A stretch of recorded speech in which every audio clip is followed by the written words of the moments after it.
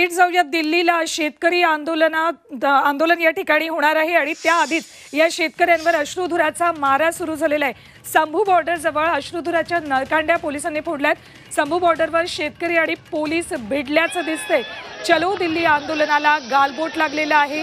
हे सगळे आंदोलक आणि त्यांच्यावर अश्रुधुराच्या नळकांड्या फोडलेल्या आहेत पोलिसांनी। ही थेट दृश्य आहेत संभू बॉर्डरवरची। चलो दिल्लीचा नारा ज्या क्षणी या सगळ्या शेतकऱ्यांनी दिला, शेतकरी संघटनांनी दिला, त्यानंतर दिल्लीच्या सगळ्या बॉर्डरवर तगडा बंदोबस्त तैनात करण्यात आला आणि हे शेतकरी या संभू बॉर्डरजवळ पोहोचतात त्यांच्यावर अश्रुधुराच्या नळकांड्या फोडल्या।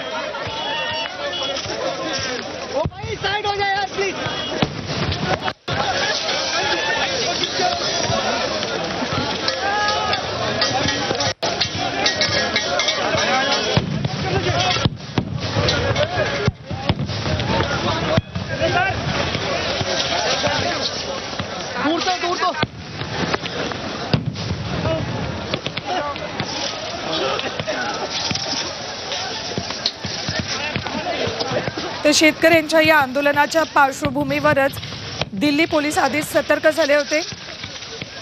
शेतकऱ्यांचे जवळपास 2000हून अधिक ट्रॅक्टर दिल्लीकडे रवाना झालेत। मात्र ज्या क्षणाला या आंदोलनाची तारीख कळली त्यानंतर कालपासून दिल्लीत 144 कलम या बॉर्डरवर लागू करण्यात आलेले। हे सगळ्याच बॉर्डर सील करण्यात आलेत। इथून आत येणाऱ्या प्रत्येकाची गाडी तपासली जाते। मात्र आता जसजसे हे आंदोलक दिल्लीकडे येताना दिसत तसतसं त्यांच्यावर अशा पद्धतीने अश्रुधुराचा मारा होताना दिसतोय। संभू बॉर्डरवरची ही एक्सक्लुझिव्ह दृश्य झी24 तासवर थेट या बॉर्डरवरची ही दृश्य अंबाल्यातल्या संभू बॉर्डरवर या सगळ्या शेतकऱ्यांवर अशा पद्धतीनं अश्रुधुराचा मारा करण्यात आलाय।